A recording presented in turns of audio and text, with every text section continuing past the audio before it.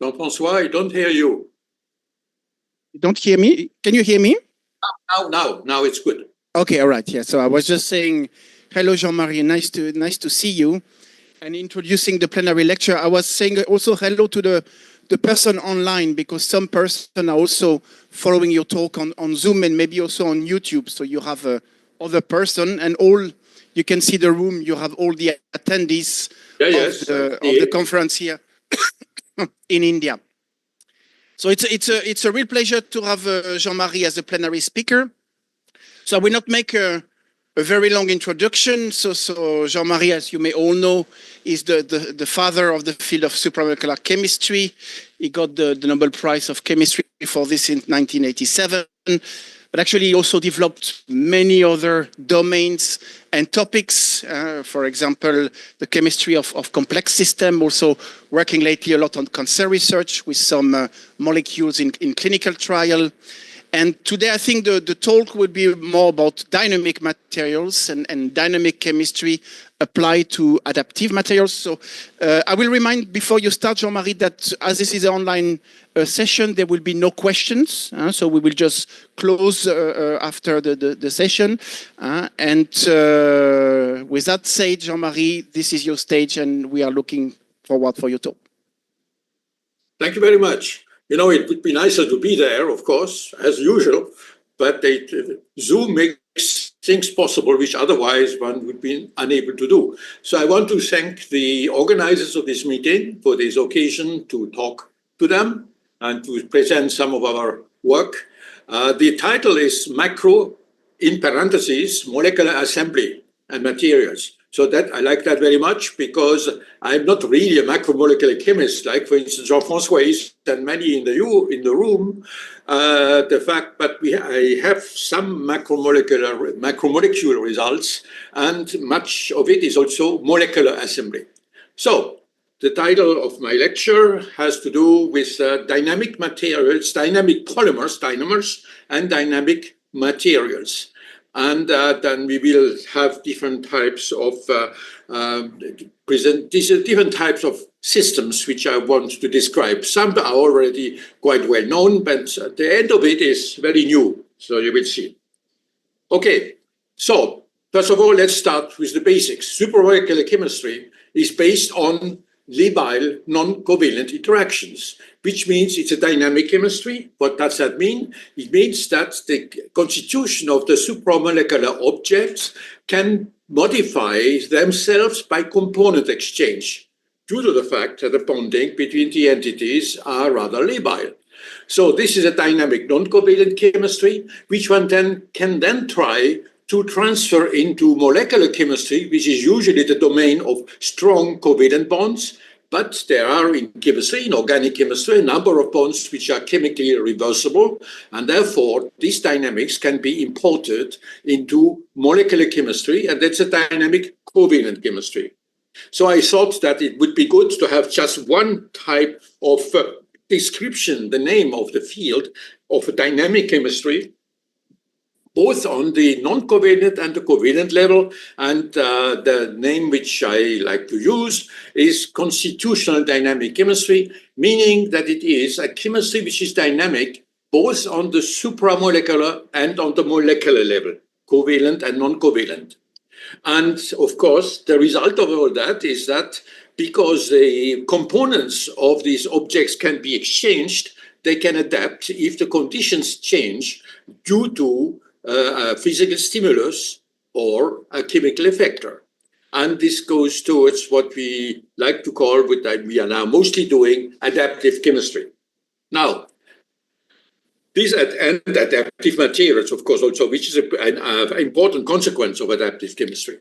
So these constitutional dynamic materials then are based on reversible interactions, and especially, of course, on the level of non-covalent. It's obvious because there are labile non-covalent interactions, and on the level of covalent entities, there must be reversible covalent reactions. So we have two features, two areas.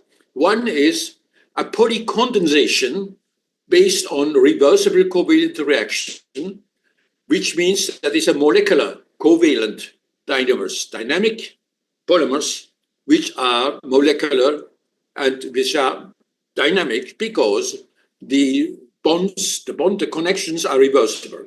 So if you have here a monomer with two functional groups in yellow, another monomer with two functional groups in red, they can undergo a condensation between the red and the yellow, leading to a polymer, to a dynamic polymer, which is this polymer is of covalent type.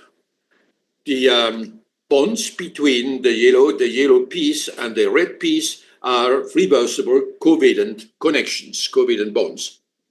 Now, on the other hand, if the interactions are between recognition groups, the yellow is a recognition group and the red is a complementary, both are complementary recognition groups linked together by reversible non-covalent reactions, interactions, I should say. Okay, I have to be clear here. On the covalent level, it's a reaction. On the non-covalent, it's a physical interaction. So there's quite, in terms of the basics, it is quite different in as much as molecular covalent dynamers are based on chemical reversible reactions, and the non-covalent dynamers are based on complementary recognition type physical interactions. So let me first have a look at the supramolecular polymer chemistry, because it's the one which did not exist some time ago, I mean 20 years ago, 30 years ago now, and just to tell you. So supramolecular polymer chemistry, first of all, if you want to make main chain polymers, and this is something we did a long time ago in 1990, but I needed also for one application. That was based at that time in a paper in 1990 on reaction on recognition groups, which are here pyridine with amides. So this means that they have an interaction group, which is a donor of hydrogen bonding, an acceptor and a donor. The complement to that is another monomer where the functional groups are accepting hydrogen bonds or donating or accepting. Now, the spacer between that, this is this entity which has two end groups which have recognition groups, and in the center there is a spacer. I will not insist on the spacer right now. Let's just say that it's a spacer derived from tartaric acid, where the OHs of tartaric acid are functionalized by C12H25 units, as to make them well soluble, and there's another property you will see. And so, if you now look at these two complementary monomers, complementary in terms of molecular recognition, if you mix them, you get a main chain supramolecular polymer, where the binding between the units is due to physical complementary interactions of recognition type. As you see here, this means that there are 3 hydrogen bonds formed between the end groups of these monomeric entities. Just to tell you something quite of interest, but it's now old, of course. This is a solid on the left. This is a solid on the right. They have melting points. And when you mix them, you get a liquid crystal, which is liquid crystalline in a very extended domain up to over 100 degrees. So this was then very much applied, very much studied. We did some, and of course, Bert Meyer in Eindhoven did a very important contribution to it. And this is the kind of things you get, the kinds of fibers, so to say, you get, which you can here see by electron microscopy. And but you can call this an emerging property, the fact that from solid, you go to liquid crystals. Now, there are 3 levels of this assembly. That is also something quite interesting, which is that, first of all, you have these molecular components, which undergo then interaction through recognition groups to lead to a supramolecular polymer chain, but that is not finished. So if you look in more details, you can see that by looking at the X-ray scattering data, which were done in Orsay. And we can find out, and this was found out, that there's a triple helical strand where 3 of such supramolecular polymer chains wrap around an axis of a cylinder. And what is sticking out of the cylinder, that is long C12H25 chains, which are important in terms of the material. So the core is a cylinder with a triple helix, triple helical strand in the middle, as this in the center, and sticking out are the C12H25 chains you see here. And this can then be measured as 15 degrees diameter in the center and about 40 degrees for the total thing. So, and then what happens is that because these chains can entangle, you get lateral associations in triple helical strands by electron microscopy. And you see here 2 strands which connect with each other and make a larger helical strand. And all these things are helical. We have studied that much more, but it was a long time ago. So this is a sort of a self-organization starting on nanoscale, the components, the initial ones, going to microscale because these fibers, they have micrometer dimensions. We can also speak of another type of supramolecular polymers, which are of columnar type, which is the following. If you have a flat molecules, components, which can interact through hydrogen bonding, forming this kind of a disc-like entities here. This is a sort of a discotic liquid crystal, and then this can pile up and lead to a columnar supramolecular polymer. Another type is the one which was much studied in Eindhoven also, but by the group at that time, but it was the group of David Reinhardt, and David Reinhardt, he studied this in Twente, and this rosette is now as hexamer, not a the first thing I showed you was a trimer. This is now a hexamer, and they can pile up also. And there was a lot of very nice chemistry done by the group of David Reinhardt in Twente. This is the principle. You have a sector which can assemble into a disk, like here is a trimeric disk, here is a hexameric disk, and then they pile up to lead to a supramolecular polymer of columnar type. This has some importance for later on, as you will see. So the self-organization is first the sector gives a supramolecular disk, and the second step of self-organization is the disks pile up to make a supramolecular multi-layer column. One can also make interesting things. We have made quite a few of these supramolecular polymer entities and films.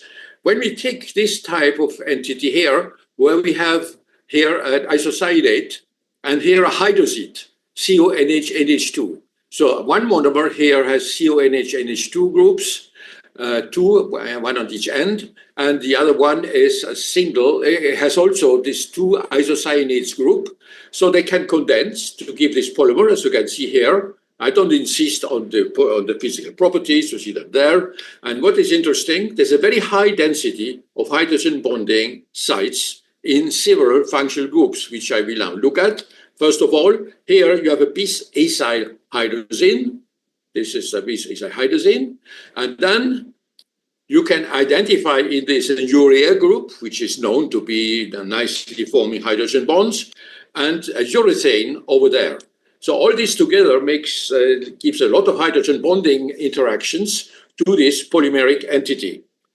And it has also interesting property material. This was studied by one of my Indian co-workers, a postdoc, who is now working at BASF, Nabarun Roy, who is now working in Germany with BASF.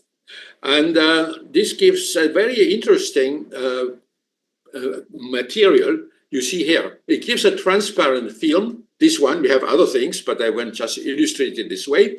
This film was made by Nabarun. Here are his fingers. These are the 2 hands of Nabarun. And here somebody else, of course, is cleaving the film. You know, it's a very nice film, very transparent, nicely transparent. Doesn't lead to any deformation of what goes through the film. The film gives no deformation. So it's cleaved with scissors. and you cut, and then this transparent film, these pieces now are superimposed. You press with your finger at that point, and after waiting for about a few minutes, you can now you get this film, you can pull it now, you can stretch it, and it sticks. So that's a very interesting case of a sort of a self-healing material based on supramolecular polymers on non-covalent interactions. I don't want to get into that. These are just physical data. Now, one thing which then came out of this, sort of unexpectedly, but of course you can always expect it, but we didn't dream of it, so to say. A group in Eindhoven made biomaterials out of it. And our first paper was in 1990, as you see here. And it happens that then they made biomaterials, which are biocompatible polymers. And in 2013, I got this email from this small company, Xeltis, which is now bigger, of course. They developed this supramolecular polymer films for cardiovascular application as cardiovascular implants for children. So surgical treatment of children having a severe cardiac malformation.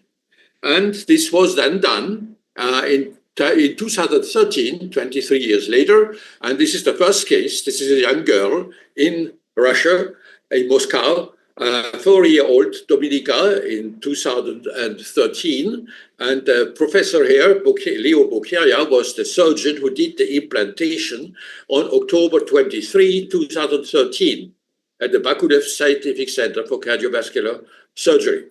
They are both very happy, and we were very happy, of course, to see that one of our things which were totally basic research ended up in the body of children. And it took 23 years, but that's easy to understand. But because if you want to do something with a human being, you have a lot of steps to go to get accepted and so on. But it worked, and now many more than 10 children were treated, and the company also developed heart valves. The heart valves are a bit more difficult to operate because they move, and so it's more complicated. So they have also now made tubings to implant and to replace, for instance, in vascular surgery, to have replacements. Okay. Now, they tell me that's a breakthrough in surgical practice. Of course, I'm very happy about that.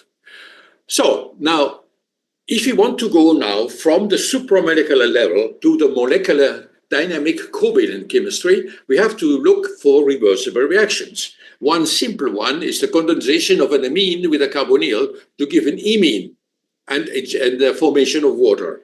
And this is a reversible reaction, which is very well known since Hugo Schiff many years ago, more than 100, let's say about 150 years ago.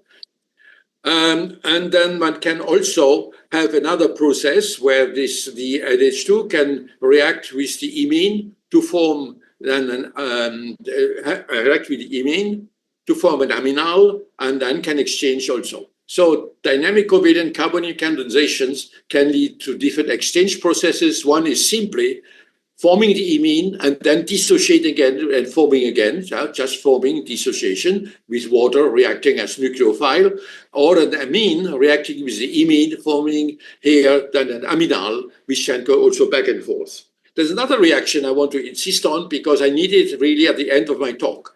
This is something which was found by one of my students, of my PhD students, Seridan Kulchat, a lady from Bangkok, from the University of Konkan in Bangkok. And this was quite an interesting one. Also, of course, it's much less well known, but it is very interesting in terms of its mechanism. This is a Knoevenagel compound, which is a condensation of a barbituric acid with an aldehyde here, having this double bond. This double bond is very electron poor because this is a very strong electron attracting piece, the barbituric unit. So if you treat it with an imine, you see here, that's an imine. This nitrogen of the imine can react with this carbon of our Knoevenagel, forming a four-membered ring, an acetidine intermediate. This is a four-membered ring and is reminiscent of metastasis which is the basic of metathesis using organometallic type of reactions. Here is purely organic, and now when you get this intermediate, which was then studied by one of my Chinese co-workers, Dr. Wei Gu, this can now split either by 2,4, which just goes back, that's a silent process, you don't see it, or by 1,3, and then you get exchange of the components, the red and the blue exchange. This is quite an interesting reaction because it is very fast. Whereas these reactions here that are slower, this one is very fast, almost immediate. So let me see, I'll show you later why I need it. Okay, so what can we do with these covalent dynamers? Some interesting thing is that together with some co-workers coming, which have been sent to my lab by Mitsui Chemicals in Japan, we can make materials green, what I may call nowadays, it's always 9 when it is green, water disintegrative green plastics. It is doubly degradative because it has a piece which is degraded, it can be degraded by reactions, and another one, an imine bond, which can be degraded by chemical degradation. So the center piece is a biodegradable entity, and then in water, the imine bonds are degraded so that the big polymer, so to say, gives small pieces, which can then be nicely degraded by biodegradation. So there are two types of degradation, double degradation. One is by simple hydrolysis, and then there is one by biodegradation by microorganisms. So here is the example. One can make a polyimine by taking a bis-carbonyl, bisaldehyde, reacting with a diamine, giving a polyimine. And this then gives very nice materials. This has been developed by Mitsui Chemicals. As you can see, that's quite a nice material. They made 300 kilos of that thing because they wanted to sell it to different personal care companies, for instance, to make diapers for children, for babies, and so on.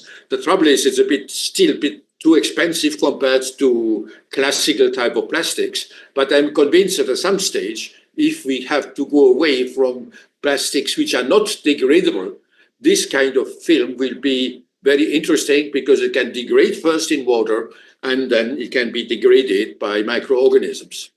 The imine bond is cleaved by water, and the other one, the other piece in the middle, is biodegradable. Now let's see, look at one, this double disintegration. As you see here, so we have a biodegradable polymer, and this is fitted with imine bonds at a given distance, depending on this piece in the middle has a molecular weight of 6,300, and here of 2,500 only. So here there is no imine. Here there are imines, and here's a higher density of imines. And you see, if you take one of those films, you put it in water, this one, after 6 hours, has no change, no degradation. This one, where the imines have been introduced, so it can be hydrolyzed, is slightly disintegrated after 6 hours, whereas this one is much more and almost completely disintegrated. You may note also that if you don't let it disintegrate too long, if you take it out, if it becomes dry, it will reform. So one can also, it's somewhat reversible, and the disintegration rate can be controlled by the proportion of imine bonds, which makes it adaptable to different types of users. Now, they have another property, these dynamic covalent dynamers, which is the following. Suppose you make a film where you have a bis-carbonyl and a diamine here, and then you get a polyimine AB. Now you take another bis-carbonyl, another diamine, you get now A prime, B prime, A prime, B prime. You take these two films independently generated and you put them on top of each other. If, as we expect, as we have by construction obtained because they're imines, this connection is of course dynamic. And in each film, the connection is dynamic. So it can separate and can recombine in a different way, shown here. If this bond breaks, and if this bond breaks, you get another combination, because when you have an A-B in one film and A'-B' in the other film, there are two combinations which are still possible. A can combine with B' as shown here through the interface of the films, and A' can combine with B. So you have 4 combinations possible. You start with 2 because you prepare them separately, you superimpose them, and you let it go. So this was done in meantimes. So what you can first, of course, make dynamic polymer blends, but very interestingly also, you can see the following. Optical properties are interesting because you can see it. And as people say, seeing is believing. So I show you an example of optical dynamics, opto-dynamics. These are optical changes of dynamic polymers due to bond recombinations, the one in the way I've just shown you. So you start with the film AB and the film A''B'. And these connections, as we have seen, are reversible. And now you superimpose here by a corner.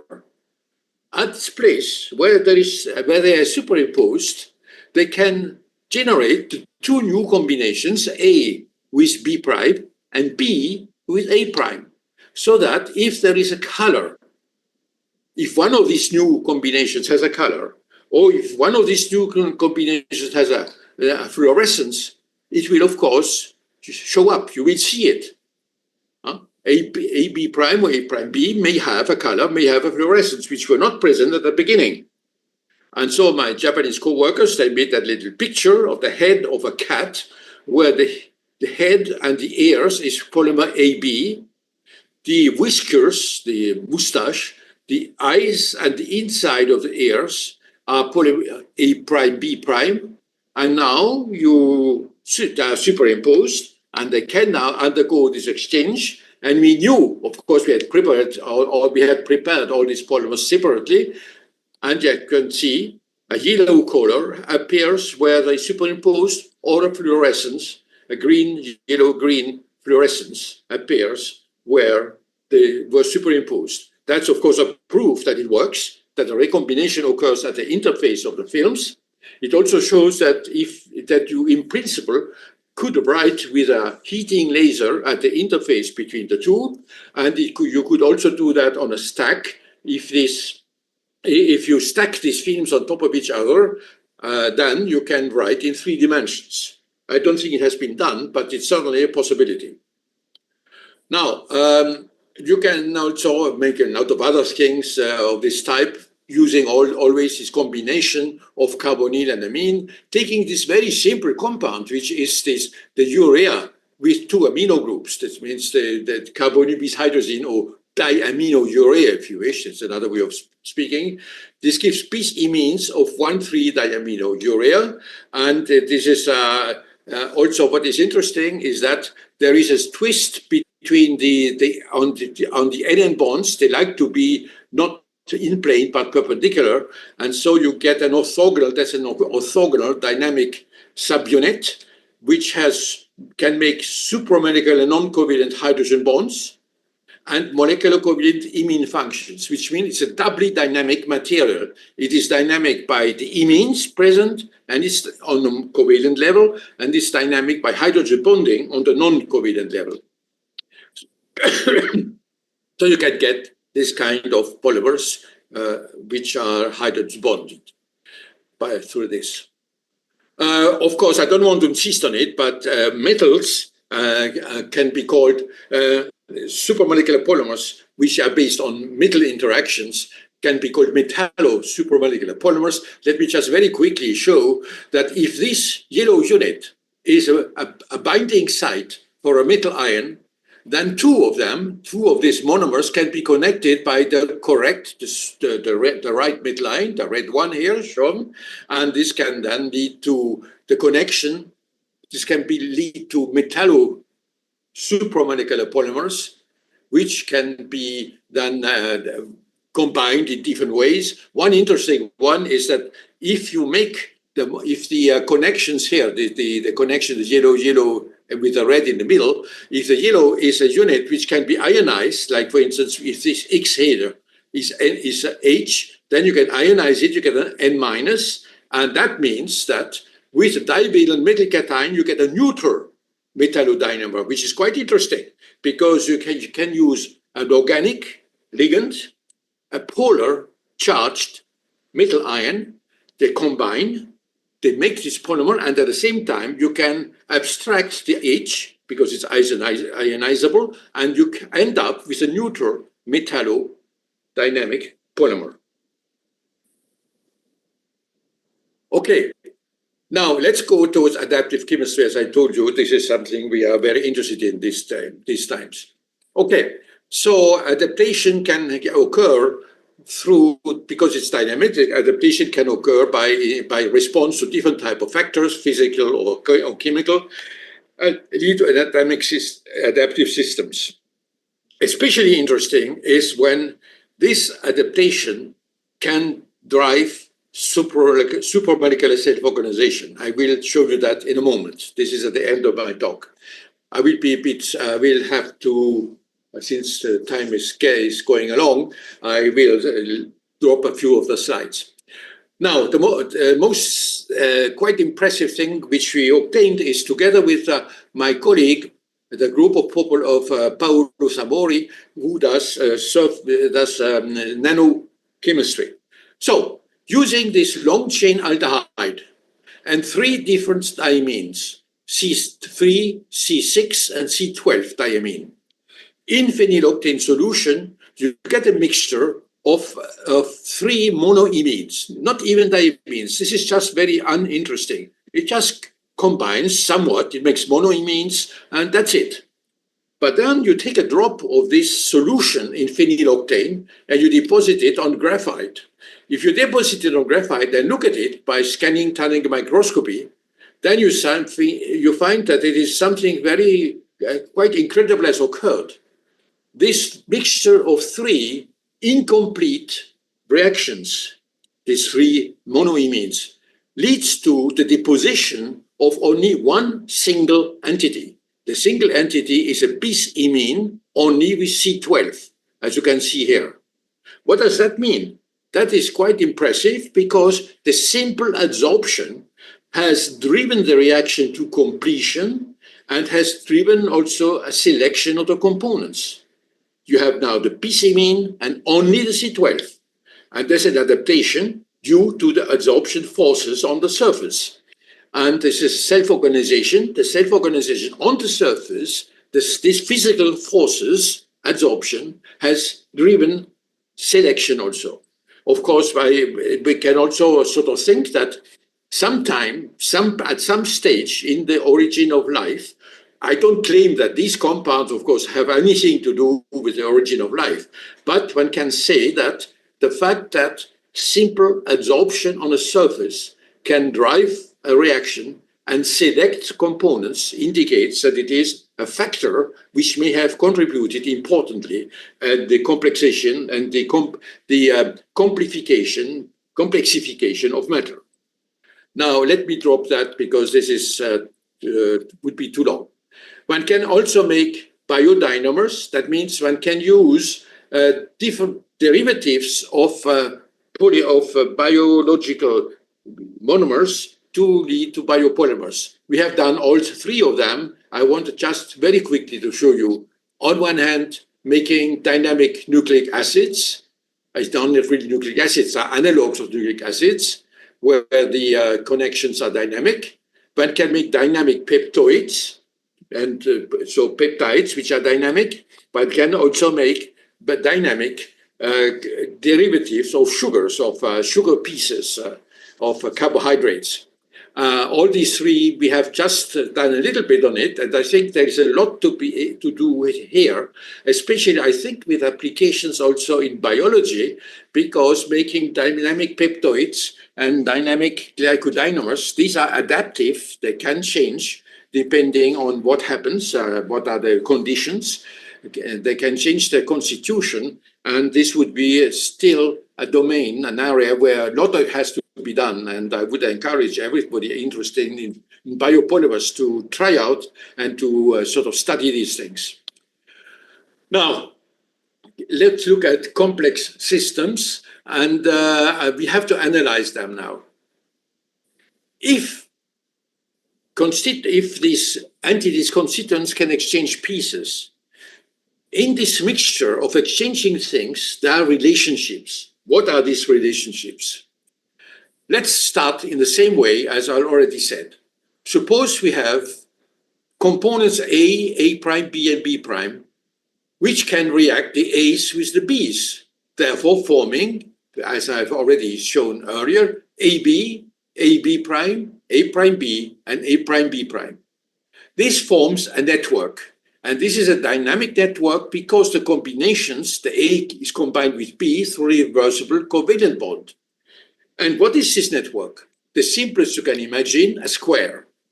This network is a square. And if you now look at the relationships between the constituents in this network, this square network, if you put the constituents at the corners of the square, and if you look at the edges, you see that AB shares A with A prime B prime, and AB shares B with A prime B.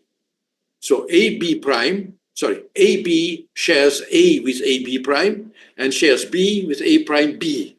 Okay, so if for some reason you are in a closed system, of course, you don't add anything else, you are able to increase the amount of AB. It can only occur if AB takes that A of AB prime and this B of A prime B. So if this increases, these two other corners, they decrease. So these are antagonists. This is okay, that's sort of what you expect. But now let's look at the diagonals. That's much more interesting. If you look at the green diagonals, AB does not share a component with A prime B prime. So they are not in competition. So if AB increases, it liberates this A prime and this B prime, which can make A prime B prime, which means that the corners are linked by the diagonals.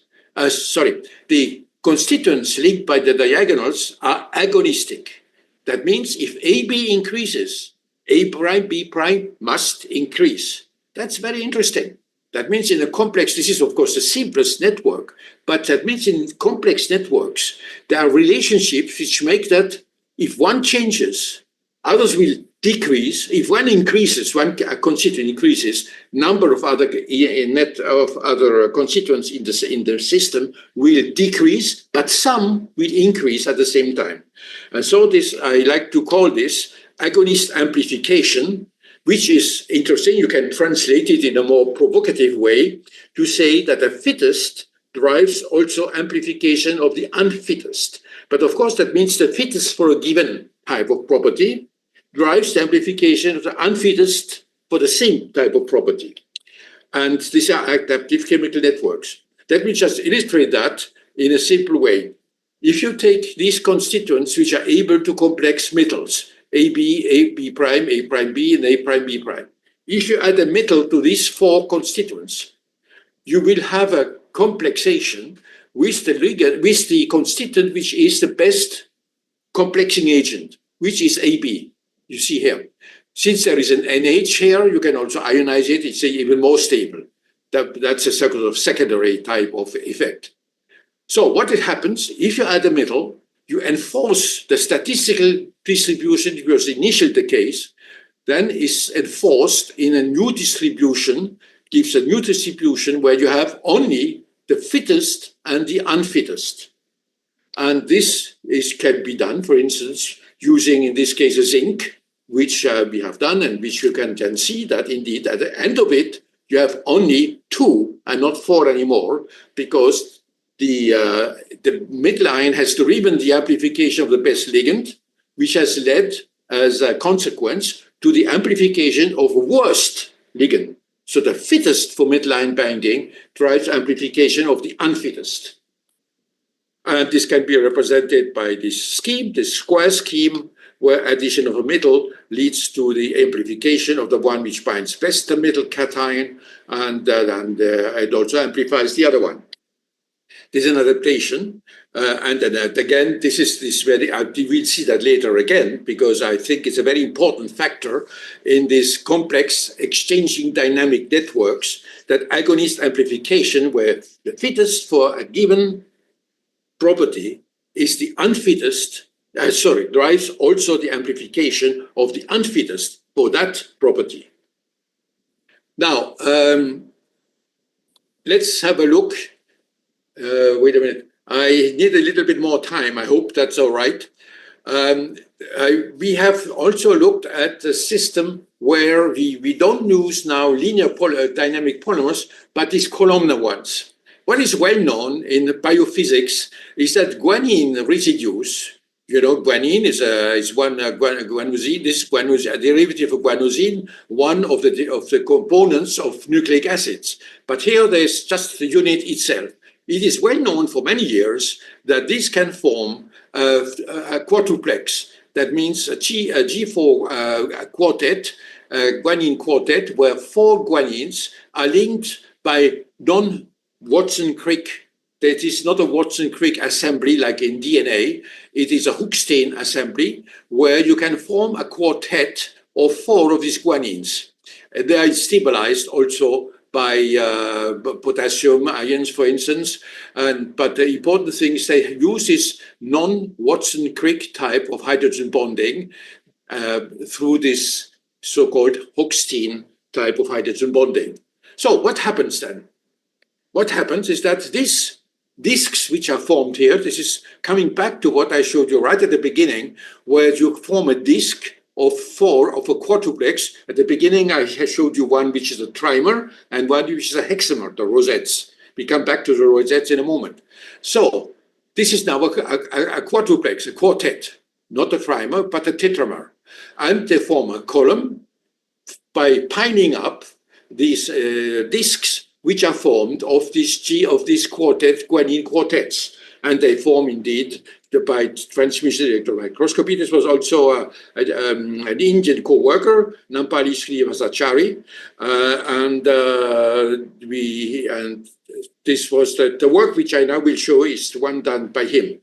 So it forms this quartet. So this is quite interesting because, first of all, you make as I have said earlier on, the sector, which is this one, makes the quadruplex here, the quartet here, and these quartets can then pile up in 2 steps of supramolecular organization.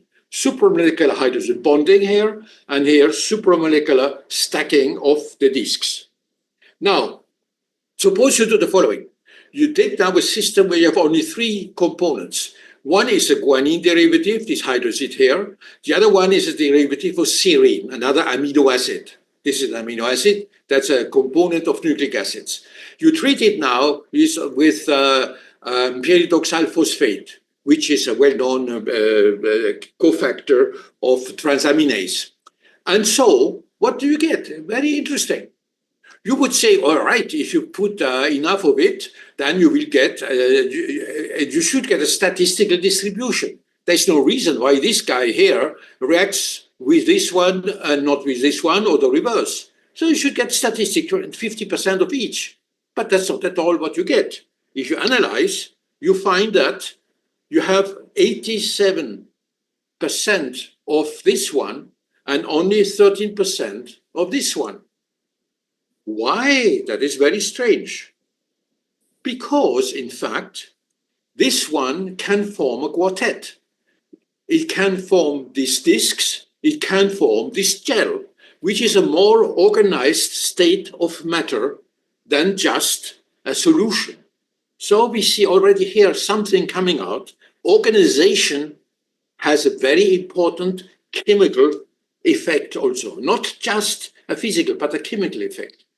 And this is just representing it. You start with the initial ones. This one, the black one, is the pyridoxal phosphate. The red and the blue are these ones, and you end up with a gel which is formed by this one and which drives selectively the formation of the gel. The fact that the gel can form drives the formation of the gel. That is we come back to that in a moment. Now, suppose we take now the system again with the four constituents as I indicated earlier. You take here A prime, B prime, two hydroxides, NH2 here and NH2 here, two aldehydes, pyridoxal phosphate and sulfobenzaldehyde, sulfonated benzaldehyde. You mix that. What do you get? You get a gel. Then you can analyze that gel by NMR. Of course, there are four possibilities. One of them forms the gel. This one you will not see by NMR because the bands are too broad. The other ones are forming something which is in solution, so you can see them by NMR and analyze. What you find out is that the solution which surrounds the gel, so to say, has AB prime, A prime, B prime, and A prime B. And you can see that A prime, B prime is a high amount, and AB is the one you don't see, but you can calculate it by difference, of course. The ABs, they don't float away, they stay there. And so if you analyze that, you find that AB, the gel-forming unit, which you cannot see by NMR, is about 40%. Why do we know that? Because A prime, B prime is 40%. This we can measure. And since they are agonists, they must be the same percentage. The AB prime and A prime Bs are only 10%. So what is that? What does that mean? The agonists, of course, you find them, and then the antagonists are the ones which go down. So the agonists go up in percentage. And what is the conclusion? You amplify the constituent AB, which leads to gel formation. And of course, together with its agonist, A prime, B prime. This is what you get. So the gelation, you can calculate the driving force. The gelation driving force is the difference between 80% and 20%. It's about 1 kilocalorie. And so the fact that the system can self-organize. In other words, that among the four constituents, there is one of them which can self-organize. That one will dominate the system and say, I want to form, and you have to give me your pieces. And that's what happens. The selection is driven. You then select specifically AB, you amplify AB, because that's the one which gives organized matter, a gel, compared to unorganized matter, the rest, which are solutions. So this is already quite clear, and I don't want to go into this. This is just doing, again, the representation, unorganized in solution, organized in gel, organized state, and the self-organization drives the system. As you can see here, you get then the system AB and A prime, B prime amplified, and the other ones are then decrease in percentage. It's an adaptation to self-organization. Well, that is the important thing. Again, the fittest drives the unfittest. And this is something I come back, so I don't discuss it now here. But again, I can say that the fact that a system can lead to a gel drives the formation of a common component, which is among the constituents which can form. And so the possibility of the formation of a gel drives the selection of the one which gives the gel. I come back to that because I think this is very important, and it's also something to do with prebiotic evolution of matter. In general terms, I will come back to that in a moment. I'm almost finished. It means that the fact that matter can organize in a given exchanging system will lead to the selection of those things which can lead to organization. That can be very important in the origin of life. So let me now come back to the end. where we go now to what you saw a moment ago is just the system which is based on the formation of quartets, which was done by Srinivasachari Nampali, and now my Chinese co-worker, my Indian co-worker, and now comes a Chinese co-worker. There were only people from Asia which did this work. I'm quite happy about that. So this is the Knoevenagel exchange reaction, and this is the case question which can, the system which can lead to this gel. Sorry, the exchanging in the solution. The Knoevenagel component reacting with the imine to lead to this intermediate acetidine, and then exchanging the red and the blue components. So you mix those together. You mix the Knoevenagel with the blue residue, with the imine, with the red residue, and you look at what happens. First of all, they can, as I told right at the beginning, form this famous rosette, which was studied by David Reinhardt, mostly, not only, but he did very, very nice work. Okay, this rosette. Now, this rosette is a molecular disk. So this molecular disk can form, I showed already at the beginning, can form a columnar supramolecular polymer. So the hexameric supramolecular macrocycle can form this columnar supramolecular gel. And it's a columnar supramolecular polymer. So what you expect is, of course, from what I told you already with the system with guanines, is that this gel will drive the selection, will drive the system to form the gel. So there's a two-step self-organization. First, you make the rosettes, and from the rosettes to make the supramolecular polymer. So this is a little bit complicated because we then selected constituents which would be able, one of them should be able to form a gel. Of course, we studied the whole system separately first, making each of the constituents, so that the KN1, so making these constituents KN1, A3, KN3, and A1.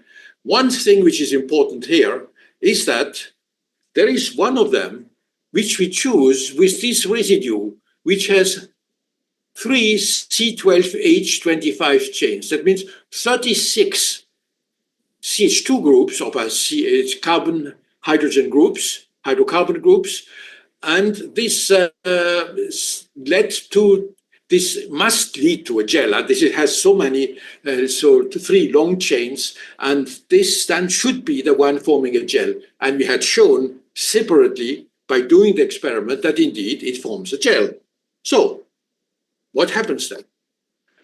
If you now look at NMR relaxation times, you want to know what is the, let's say, the organization of what you get of your sample. When you mix all this, you get a gel. How can you appreciate quantitatively the mobility, let's say the organization? The organization is linked to the mobility of the components of this gel. And so when you look at the NMR, the line width of the signals is broader if there is less motion. Less motion means more organization. So if all you have to do, if you take an NMR spectrum and you change the temperature, as long as you have a gel, the bands are very broad. And when you read the temperature when the gel goes to the salt, where it melts, the gel melts, then the bands become much sharper. And so you can appreciate, you can you have an idea from the NMR relaxation times of the mobility of the molecular mobility in your sample, going from a gel where one of the components, this one, the green one, forms a gel, and the other ones are not form a gel.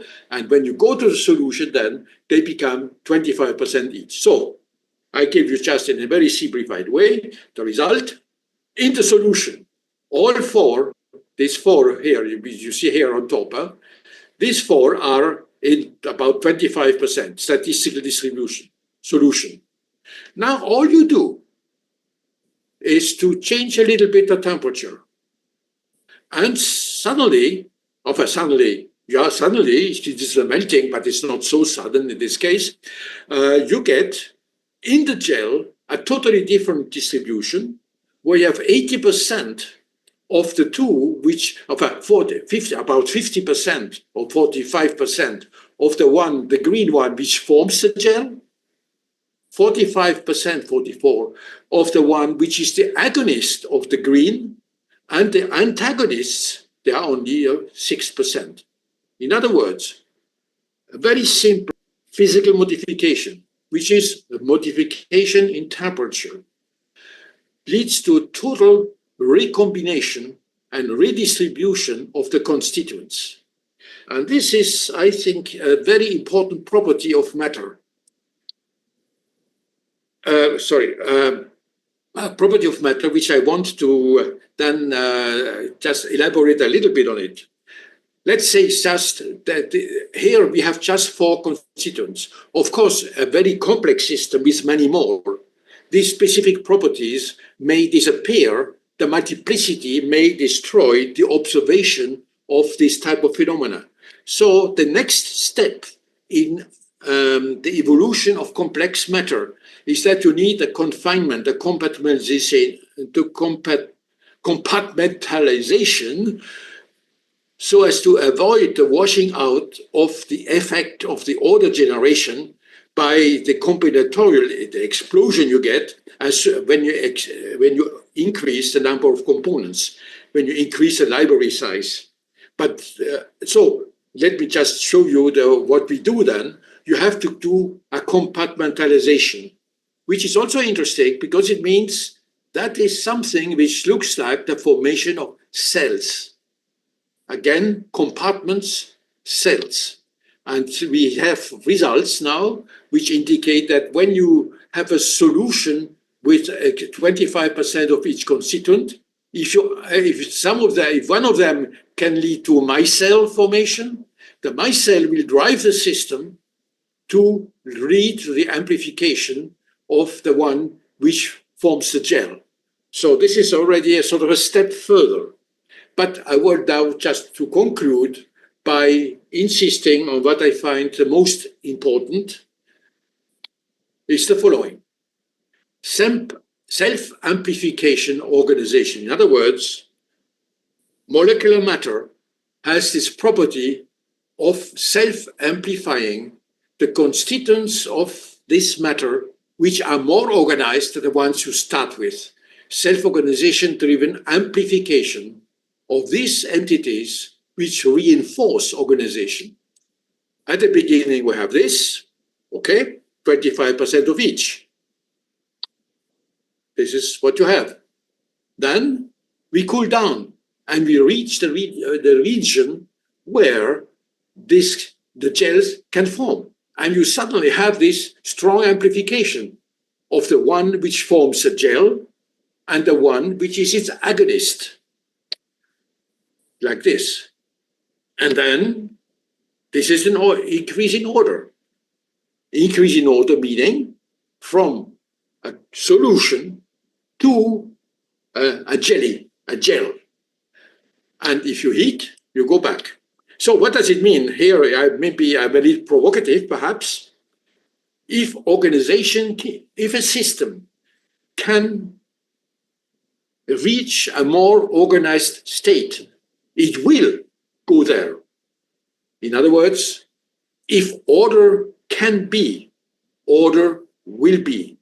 That is not against the second principle of the second law of thermodynamics. It's because it's not delta S, it's not just entropy, it's delta G, free energy, which is important. And this means also that there is a drive to organization. Is it a cosmic imperative in our universe? I'm convinced of it, yeah, because of thermodynamics. It's just thermodynamics. No new, this is, in that respect, it's just thermodynamics. And thermodynamics drives not just our world, our universe. It's an intrinsic property in our universe of visible matter. I repeat by the simple statement that if organization can happen, it will happen. And if we translate it into a more provocative way, if order can be, order will be. The system, if it can, of course, generate all these entities, like in a dynamic system, as I showed you, then the system will automatically go where order exists. Okay? I hope I've been clear enough. Thank you very much for listening.